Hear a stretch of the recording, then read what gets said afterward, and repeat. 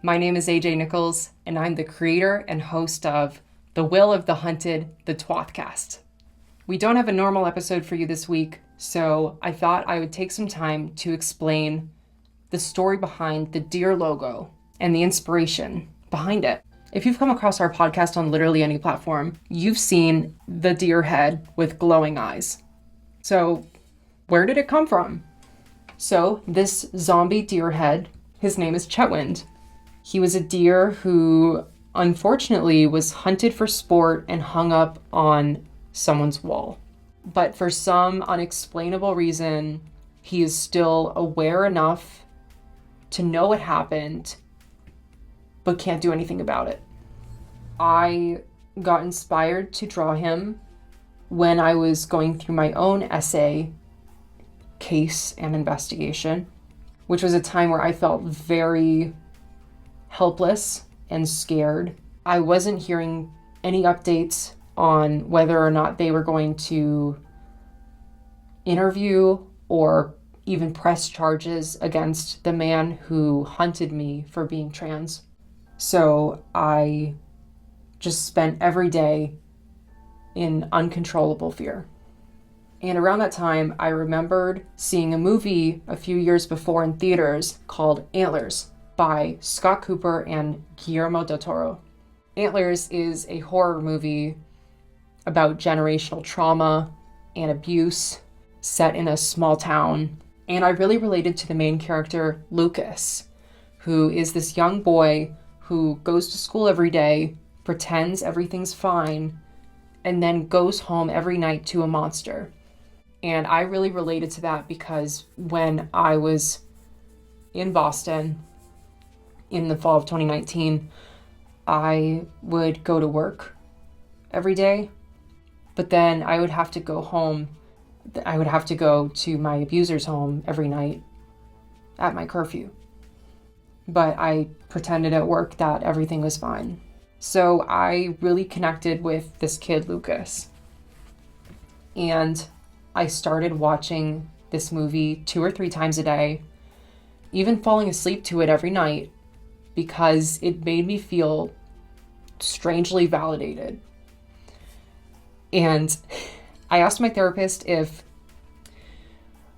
me falling asleep to the sound of a Wendigo ripping someone in half was normal.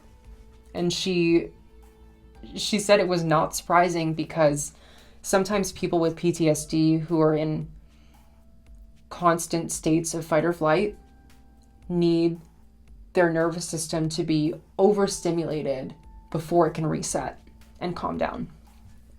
So I still felt embarrassed about watching the movie as much as I did, but it definitely helped me. Around this time, I found a deer head sculpture at Walmart. And I think it was a holiday decoration, but originally I didn't want to spend the money on it. Like, I couldn't justify it. It was just a decoration, but I kept my eye on it. And over the next several weeks and several grocery trips with Mike, I kept checking the same aisle to see if it was still there. And finally I was like, I'm going to be really pissed if someone takes this and it's gone. So I just bought it. And I brought it home and I would stare at it while I watched Antlers. I started coming up with this idea for a deer logo, like a mascot, because I felt like the deer represents a creature who is constantly running from predators and is always being hunted, and also represents like the trauma responses like fight, flight, freeze, fawn, and faint. So I decided to start sketching the deer head, and I took a picture of that and uploaded it onto my iPad. And from there, I started doing a digital design for who I call Chetwynd. And he definitely went through some iterations. I ended up adding the tear down one side of his face because I really wanted to convey that feeling of pain and fear, but in a way where I didn't have to show my own face. And that's also because I feel like this podcast is more than just about me. I want to share many people's stories and experiences, because predation, sexual assault, abuse, these are things that impact a lot of people, especially in the trans community. So I needed a mascot that was more universal. So Chetwynd's name is a reference to the place where my life almost ended. And in a lot of ways, I see this deer mounted on a wall as the parts of myself that I left behind in that house. The parts that didn't get away. And that's really dark and depressing, but he is somehow unexplainably still alive, just like me.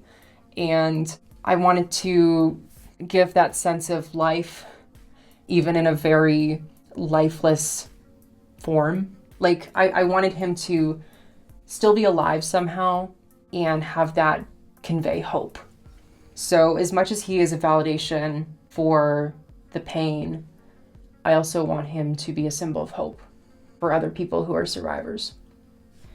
I'm just really proud of it, and it means a lot to me. So I hope that maybe with some context, you might have an emotional connection to it too. And if you want to hear my story about what I went through and how I survived it, go back to the first episode of this podcast called A Trans Survivor's Journey. And we'll be back to normal episodes with awesome guests starting next Tuesday at 6 p.m. Eastern on YouTube, Spotify, and Apple Podcasts. So, thanks for listening. And if you need help, just know that you are not alone, and go to thewillofthehunted.com/resources. And I'll say it again. Remember that you are not alone. Thank you.